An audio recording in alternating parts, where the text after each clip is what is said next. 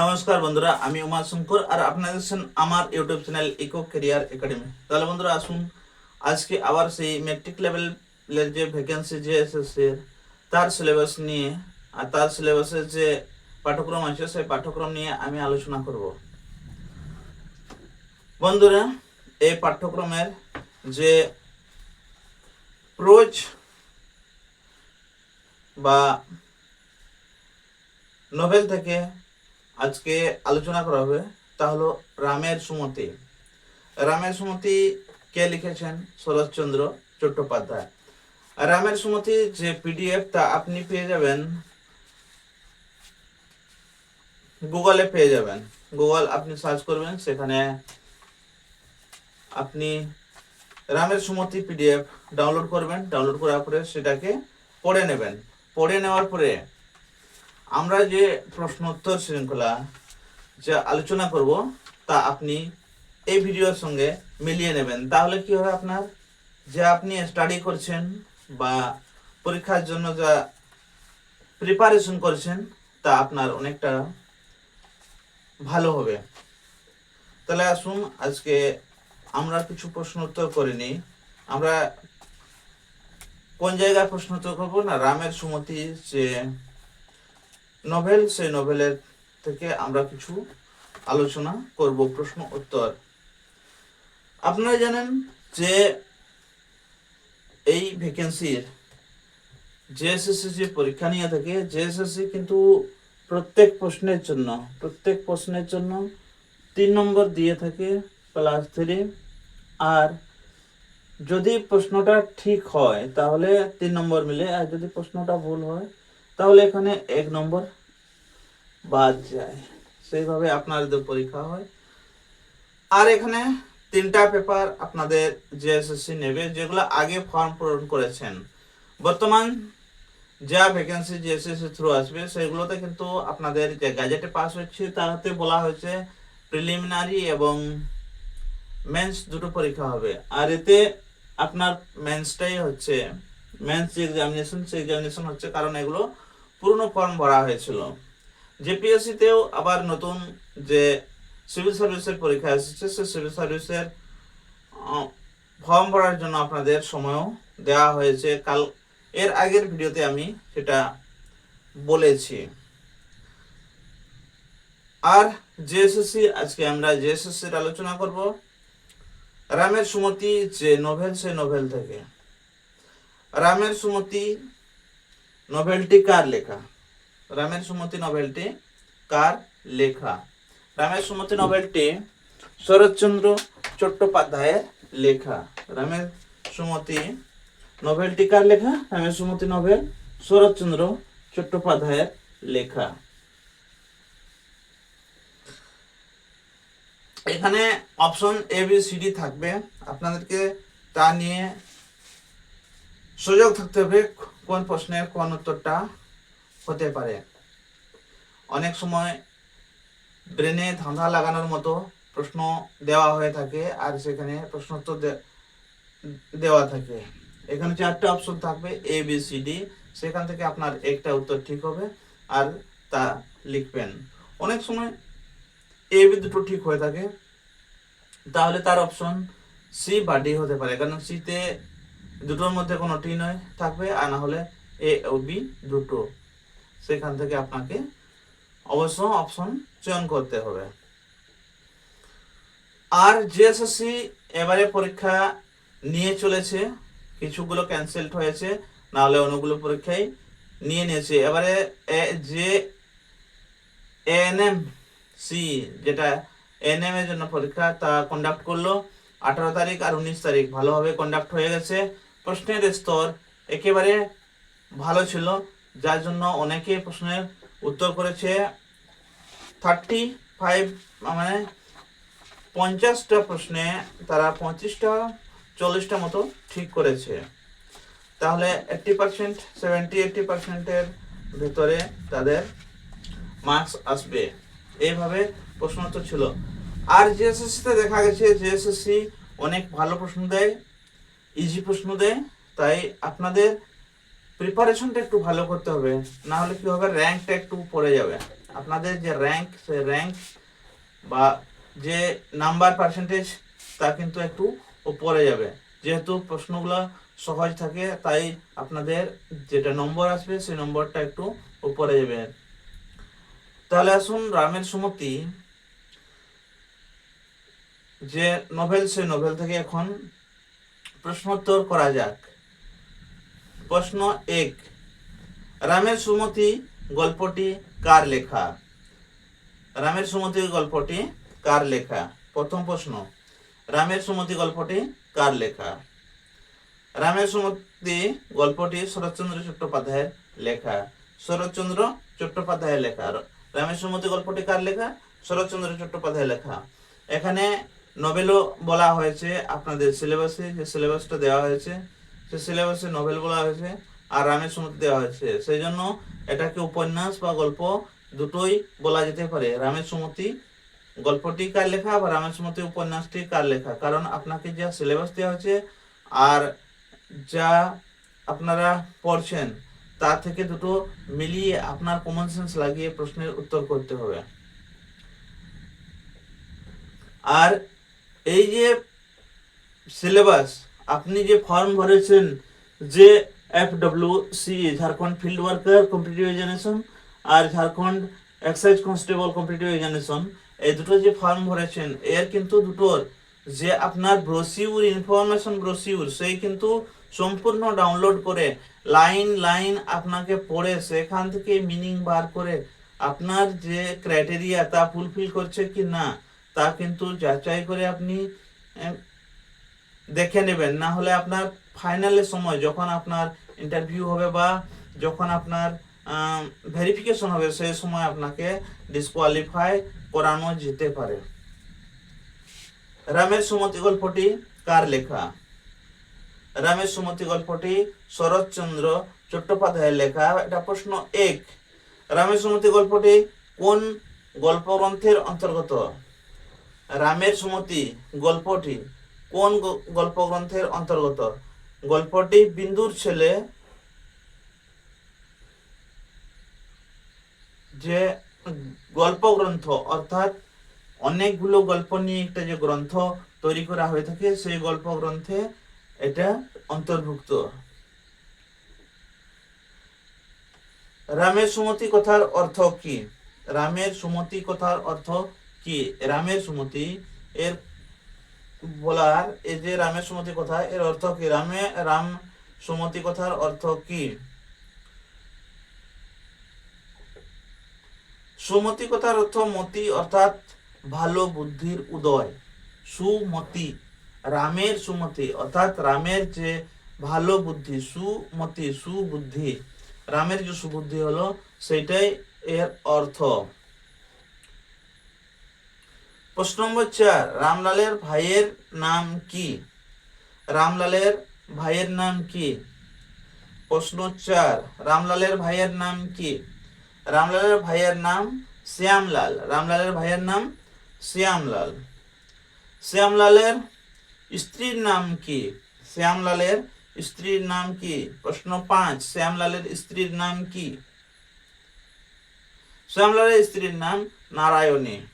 শ্যামলালের স্ত্রীর নাম নারায়ণী।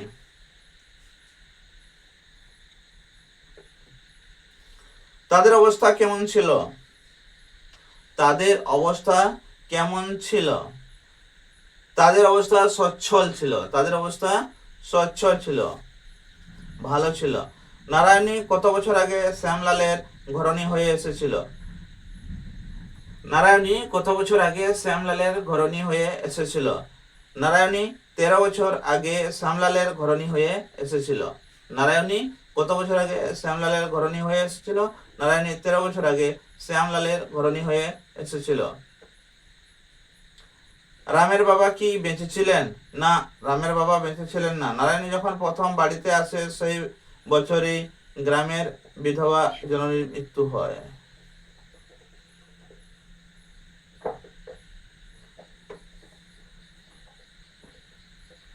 মায়ের মৃত্যুকালে রামের কত বছর বয়স ছিল?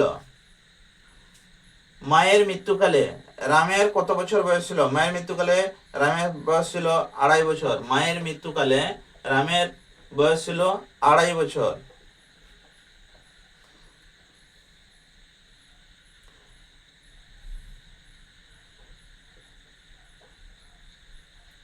এই যে রামের সুমতি গল্পটা যখন আরম্ভ হয় তখন নারায়ণের কি হয়েছিল? নারায়ণের তখন জ্বর হয়েছিল। গল্পের ঘটনার সূত্রপাতে নীলমণি সরকারের ভিজিট কত ছিল? গল্পের ঘটনার সূত্রে নীলমণি সরকারের ভিজিট কত ছিল? নীলমণি সরকার ছিলেন একজন ডাক্তার, তিনি ভিজিট নিতেন। আর এটা গল্পের মাধ্যমে এমনিতে বলা হচ্ছে না, আপনাকে যতগুলো প্রশ্ন জিজ্ঞেস করা হবে, যতগুলো প্রশ্ন করা হবে, সেই প্রশ্নের উত্তর কিন্তু আপনাকে রামের সুমতি যে পাঠ্য আছে সেই পাঠ্য থেকে আপনাকে দিতে হবে, পাঠ্য অবলম্বনে আপনাকে দিতে হবে। নীলমণি সরকারের ভিজিট ছিল 1 টাকা। নৃত্যকালী কে ছিল? নৃত্যকালী ছিল এবারের দাসী। নৃত্যকালী কে ছিল? নৃত্যকালী রামদের বাড়ির দাসী ছিল। রাম কি করছিল? রাম কি করছিল? রাম পেয়ারা তলায় পাখির খাঁচা বুনছিল। রাম কি করছিল? রাম পেয়ারা তলায় পাখির খাঁচা বুনছিল। রামের ভ্রাতুষ্পুত্রের বয়স কত? রামের যে ভ্রাতুষ্পুত্র তার বয়স কত? রামের ভ্রাতুষ্পুত্রের বয়স 5 বছর।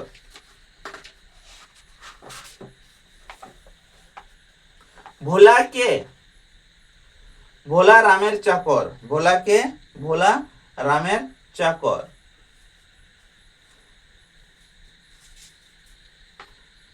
ছাই দিচ্ছ, পচা ময়দার গুঁড়োতে অসুখ ভালো হয়, কে কাকে বলেছিল?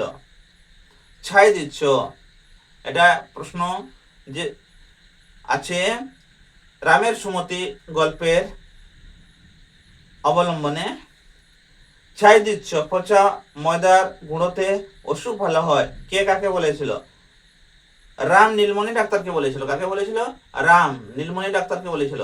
রাম যখন গিয়ে নীলমণি ডাক্তার কাছে যায় সেখানে গিয়ে বলেছিল। এত বড় শক্ত কথা মুখে আনবে স্পর্ধা কোন মানুষের থাকতে পারে? তিনি তাহা জানিতেন না। কে কার কথা বলা হয়েছে? এত বড় শক্ত কথা মুখে আনবে স্পর্ধা কোন মানুষের থাকতে পারে, তিনি তাহা জানিতেন না। কার কথা বলা হয়েছে? নীলমণি ডাক্তারকে বলা হয়েছে। রাম বলেছিল ওষুধের নামে পচা ময়দার গুঁড়ো দেয়, এটা নিয়ে ডাক্তার বলেছেন, নীলমণি ডাক্তার বলেছেন এত বড় শক্ত কথা মুখে আনবে স্পর্ধা কোনো মানুষের থাকতে পারে, তিনি তাহা জানিতেন না। ভালো ওষুধ না আনলে রাম কি করবে বলেছিল? ভালো ওষুধ না আনলে রাম কি করবে বলেছিল? ভালো ওষুধ না আনলে রাম কি করবে বলেছিল? ভালো ওষুধ না আনলে রাম ডাক্তারের কলমের গাছগুলা কেটে দেবে বলেছিল। ডাক্তার নীলমণি ডাক্তারের যে কলম করা গাছগুলো লাগানো হয়েছিল, সেই গাছগুলো ভালো ওষুধ যদি না নিয়ে আসে তাহলে রাম বলেছিল যে সেই গাছগুলোকে সে কেটে দিবে। ও দেবতাটি দেখতে ছোট, ওনার বাগদির দলটি ছোট নয়, কে বলেছে? ও দেবতাটি দেখতে ছোট, ওনার বাগদির দলটি ছোট নয়, কে বলেছেন? রাম সম্বন্ধে কথা বলেছে একজন বৃদ্ধ, যে নীলমণি ডাক্তারের কাছে ওষুধের জন্য এসেছিল। নীলমণি ডাক্তারের কাছে অনেকেই ওষুধ নেওয়ার জন্য এসেছিল। সেখানে যখন রাম বলে ছাই দিচ্ছ, পচা ময়দার গুঁড়োতে অসুখ ভালো হয়, ভালো ওষুধ নিয়ে আসবে বলে যখন তাকে শাসানি দিয়ে যায়, সেই সময় একজন সেখানে যে এসেছিলেন বৃদ্ধ বুড়োটা, সেই বুড়োটা নীলমণি ডাক্তারের কাছে দেখাতে এসেছিল, ওষুধ নিতে এসেছিল, সে বলেছিল ও দেবতাটি দেখতে ছোট। ওই দেবতা বলতে অর্থাৎ রাম দেখতে ছোট, কিন্তু ওর যে ওনার বাগদির দলটি ছোট নয়, ওর যে বাগদি অর্থাৎ বাগদি পাড়ার যে ছেলেরা ওর দলে মিশে আছে তারা কিন্তু ছোট নয়, এটা বলেছেন সেই বৃদ্ধ। নীলমণির মতে সংসারের সর্বোত্তম জ্ঞানের বাক্যটি কি? দুনিয়ার কোনো সালার ভালো করতে নেই, এটাই তিনি ভেবেছিলেন। নীলমণির মতে সংসারের সর্বোত্তম জ্ঞানের বাক্যটি কি? এখানে যখন রাম যখন শাসিয়ে যায়, তখন রামের বিরুদ্ধে অ্যাকশন নেওয়ার জন্য যে ভাবে নীলমণি ডাক্তার সবাইকে বলেছিল, বাকি যে রোগীগুলো ছিল তাদেরকে বলেছিল চলো তোমরা আমার সাক্ষী দিবে, কিন্তু সবাই যখন না যায় তখন তিনি নীলমণি ডাক্তার রামের বাড়িতে যাওয়ার সময় সব ওষুধপত্র নিয়ে তাদেরকে বলে তোমরা এখানে থাকো, আমি যাই। কারণ সে বলছে যে তোমরা তো আমার কোনো সঙ্গ দিচ্ছ না।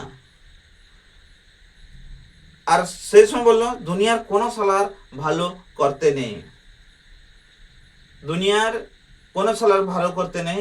এটা কোন উপন্যাস বা গল্পের অন্তর্গত, লেখক কে? এটা রামের সুমতি গল্পের অন্তর্গত, লেখক শরৎচন্দ্র চট্টোপাধ্যায়।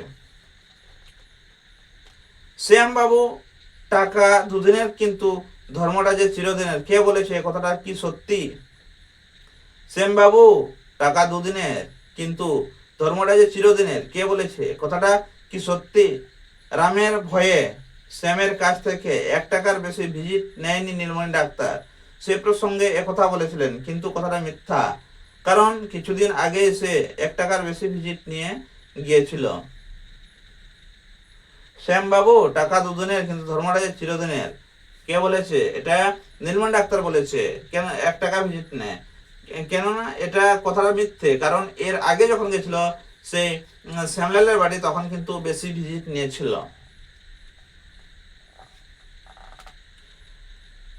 সংসার আবার শূন্যস্থান চলিতে লাগিল, শূন্যস্থান পূরণ করো। সংসার আবার পূর্বের মতোই চলিতে লাগিল, সংসার আবার পূর্বের মতোই চলিতে লাগিল। কারণ যে সংসার চলছিল সে সংসারে কিন্তু কিছুটা ভাঙন দেখা দেয়। কারণ সেই সংসারে লড়াই ঝগড়া, যখন শ্যামলালের শাশুড়ি আসে সে কিন্তু লড়াই ঝগড়াঝাঁটি এইসব নিয়ে ব্যস্ত থাকে। কিন্তু পরে যখন নারায়ণী রামকে ভালোবাসে আর কাছে টেনে নেয়, তখন এটা দেখা যায় যে সংসারটা যেন ঝগড়াঝাঁটির ভিতরে যে দুজনে আলাদা হয়ে গেছিল, পরে আবার একসঙ্গে থাকতে শুরু করে। তার ওটাই বলা হয়েছে সংসার আবার পূর্বের মতোই চলিতে লাগিল। রামের সুমতি কত খ্রিস্টাব্দে কোন পত্রিকায় প্রকাশিত হয়? এখানে একটা বিশেষ প্রশ্ন যেটা আছে, সেই বিশেষ প্রশ্নটাও কিন্তু আপনাদেরকে মনে রাখতে হবে। তো রামের সুমতি কত খ্রিস্টাব্দে কোন পত্রিকায় প্রকাশিত হয়? গল্পটি 1320 সালের বৈশাখ সংখ্যা যমুনা পত্রিকায় প্রকাশিত হয়। রামের সুমতি কোন পত্রিকায় প্রকাশিত হয়? যমুনা পত্রিকায় প্রকাশিত হয় 1320 সালের বৈশাখ সংখ্যা, 1320 সালের বৈশাখ সংখ্যা, 1320 সালের বৈশাখ সংখ্যায় যমুনা পত্রিকায় প্রকাশিত হয় রামের সুমতি। রাম সাঁতরাদের কি ক্ষতি করেছিল? রাম সাঁতরাদের কি ক্ষতি করেছিল? রাম তাদের একমাচার শশা গাছ কেটে দিয়ে এসেছিল। কি করেছিল? রাম সাঁতরাদের একমাচা শশা গাছ কেটে দিয়ে এসেছিল। রাম যে সাঁতরাদের শশা গাছ একমাচা কেটে দিয়েছিল, এটা করার কারণ কি ছিল? রামকে ওরা অপমান করেছিল। এসবে রামের দুষ্ট বুদ্ধির পরিচয় পাওয়া যায়। নারায়ণে তাকে কি শাস্তি দিয়েছিলেন? নারায়ণে তাকে 1 পা তুলে দাঁড়িয়ে থাকতে বলেছিলেন। যখন সাঁতরাদের শশা গাছ কেটে দেয় এক মাচা, তখন নারায়ণে রামকে কি শাস্তি দিয়েছিলেন?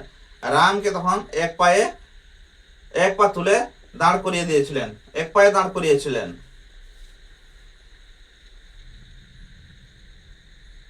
ও ভূত, ও কি করলে? কেন কথা বলেছিলেন নারায়ণে? ও ভূত, এ কি করলে? রাম রাগ করে খেরকের এঁদো পুকুরে ডুব দিয়ে এসেছিল, তাই কথা বলেছে নারায়ণে। নারায়ণে ও ভূত, ও কি করলি যখন নারায়ণে প্রশ্ন করে, সেটা কাকে করে? রামকে করে। রামকে কেন করে? না রাম খিড়কির এঁদো পুকুরে ডুব দিয়ে এসেছিল, তাই কথা বলেছে নারায়ণে। কারণ সে পচা পুকুরে ডুব দিয়ে এসেছিল। তাই নারায়ণ তাকে বলে, ও ভূত, ও কি করলে?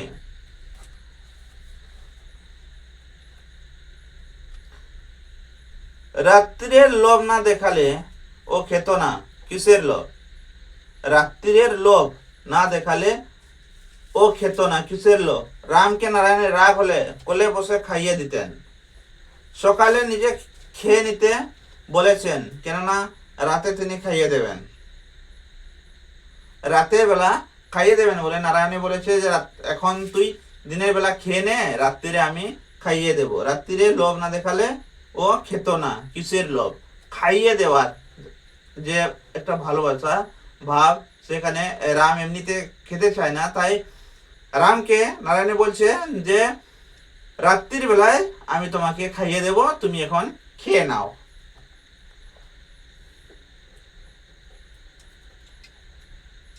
ঘরে বাইরে আমার এত গঞ্জনা সহ্য হয় না। কে কাকে বলেছে? একথা বলেছে নারায়ণী নিত্যকালীকে।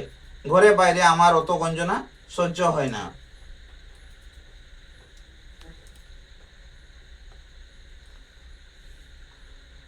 সকলের পাতে ছাই দিয়ে দেব কেন? সকলের পাতে ছাই দিয়ে দেব কেন? রাত্রে নারায়ণী শ্যামলালকে ও রামলালকে একসঙ্গে খেতে দিয়েছিলেন। রাম কিছুতেই দাদার সাথে খেতে চায়নি, তাই সে খায়নি। কথা ছিল নারায়ণী তাকে খাইয়ে দেবে। ব্যবস্থার গরমিল দেখে দাদার খাবার পর সে একথা বলেছে। নারায়ণী তাকে কোলে বসিয়ে খাইয়ে দেবে, এটা নারায়ণীর রামলালকে বলেছিল। কিন্তু যখন কথার গরমিল হয়, তা দেখে দাদার খাবার পর সে বলে সকলের পাতে ছাই দিয়ে দেব কেন? যে নারায়ণ তাকে বলেছিল যে আমি কোলে করে খাইয়ে দেব, তাই এটা রাম বলেছে। দিগম্বরী কে? দিগম্বরী নারায়ণের মা, শ্যামলালের শাশুড়ি।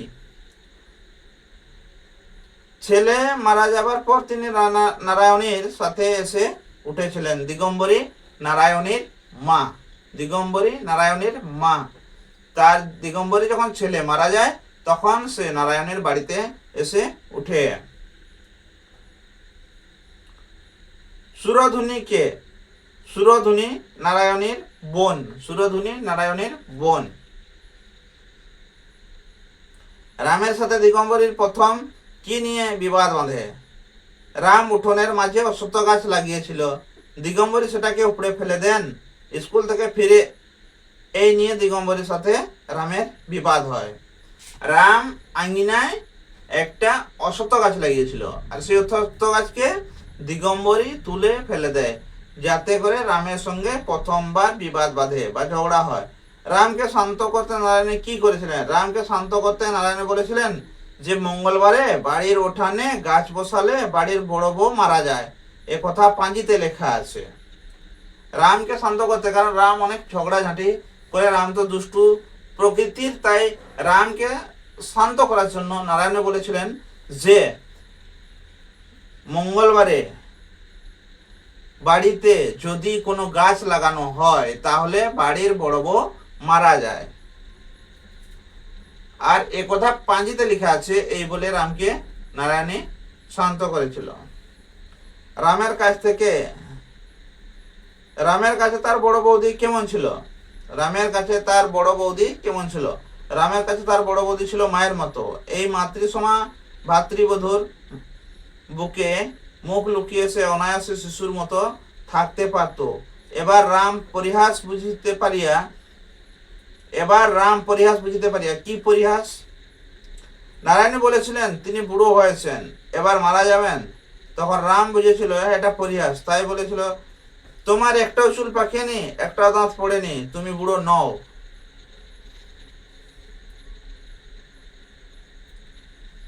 এই যে তাহার পক্ষে একেবারেই অসাধ্য। কি অসাধ্য? দিগম্বরীকে নারায়ণের মতো করে ভালোবাসা রামের পক্ষে অসাধ্য। এই যে তাহার পক্ষে একেবারেই অসাধ্য।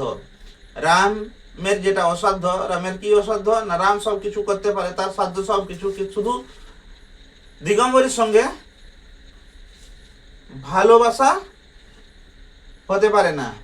দিগম্বরীকে নারায়ণের মতো করে ভালোবাসতে পারে না রাম। রাম খাবার ফেলে দিয়েছিল কেন?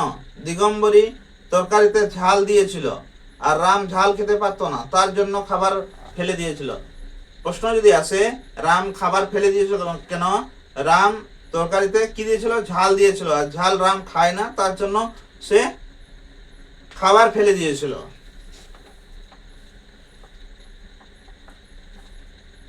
এই নিয়ে দিগম্বরীর কি প্রতিক্রিয়া হয়েছিল? দিগম্বরী এই নিয়ে বাড়ি ছেড়ে যাবার উদ্যোগ করেছিলেন, নারায়ণী কোন রকমে তাকে আটকেছিলেন।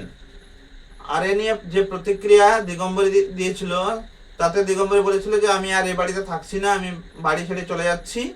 তখন নারায়ণী বুঝিয়ে তাকে আটকে রেখেছিলেন। চোখের জল তো আমার শুকিয়ে যাচ্ছিল না, কে কাকে বলেছিল? চোখের জল তো তোমার শুকিয়ে যাচ্ছিল না, কে কাকে বলেছিল?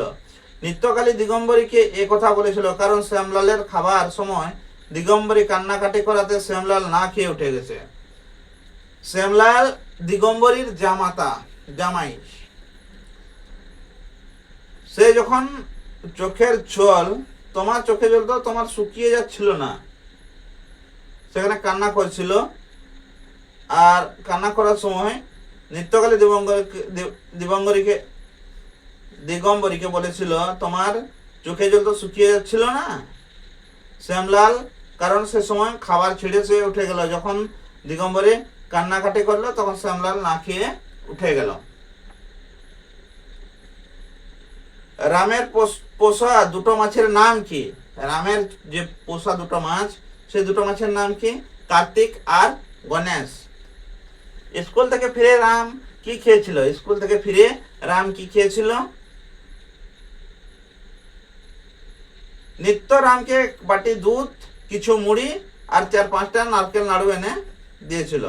নিত্যকালী, এটা নিত্যকালী সে কি এনে দিয়েছিল তাকে স্কুল থেকে? সে এক বাটি দুধ, কিছু মুড়ি আর 4-5টা নারকেল নাড়ু। তাহার মনের মধ্যে ছুঁচ ফুটিল কেন? বৌদি উপোস করে আছে, এটা যতবার রাম চিন্তা করছে ততবার তার মনের মধ্যে ছুঁচ ফুটছিল। কারণ এখানে এই যে রামের সুমতি, এই পাঠে কিন্তু আমরা এটা জানি যে সবাই উপোস করতে একটু ভালোবাসে। কখনো শ্যামলাল তার শাশুড়ি যখন কান্নাকাটি করে তখন খাবার ছেড়ে উঠে যায়, কখন খাবারে ঝাল দিয়ে দেয় তখন রাম আবার খাবার ফেলে দেয়, আবার কখন রাগ করে নারায়ণী উপোস করে। যখন রামের বৌদি উপোস করে, আর সেই উপোস করার আগে রাম যতবার চিন্তা করে ততবার তার মনের মধ্যে ছুঁচ যেন ফুটে ওঠে।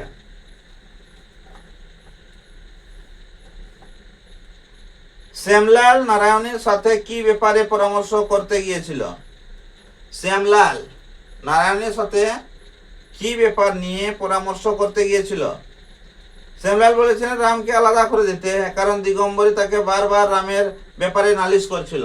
শ্যামলাল নারায়ণের কাছে গিয়ে বলেছিল যেন রামলালকে আলাদা করে দেওয়া হয়, কারণ দিগম্বরী বারবার শ্যামলালকে নালিশ করছিল।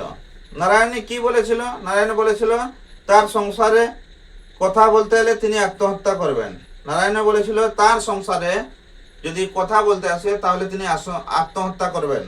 অর্থাৎ শ্যামলাল যখন আসে বলতে নারায়ণকে যে রামকে আলাদা করে দেওয়া হোক, তখন এটা নারায়ণ বলেছিল যে যদি তার সংসারে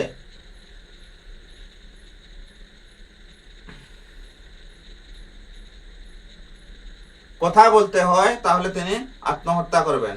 তাহলে বন্ধুরা আজকের মতো পর্যন্তই। পরবর্তী ভিডিওতে আবার কিছু প্রশ্নোত্তর নিয়ে আপনাদের সামনে হাজির হব। তখন পর্যন্ত ভালো থাকুন, সুস্থ থাকুন, এই কামনায় শুভরাত্রি।